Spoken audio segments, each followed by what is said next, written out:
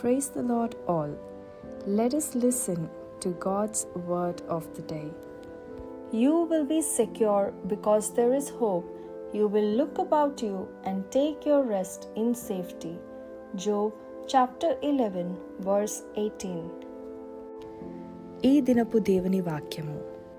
నమ్మకమునకు ఆస్పదము కలుగును గనుక నీవు ధైర్యముగా ఉందువు, నీ ఇంటిని నీవు పరిశోధించి సురక్షితముగా పండుకొందువు. యోబు 11వ అధ్యాయము 18వ వచనము. आज परमेश्वर का वचन।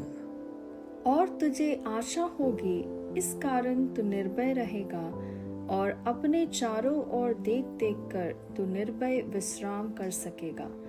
अय्यूब 11వ അധ്യായ 18వ വചനം. ഇന്നത്തെ ദൈവവചനം. പ്രത്യാശയുള്ളതുകൊണ്ട് നീ നിർഭയനായിരിക്കും, നീ ചുറ്റും നോക്കി സ്വൈര്യമായി വസിക്കും. ഇയ്യോബിന്റെ പുസ്തകം 11ാം അധ്യായം 18ാം വാക്യം.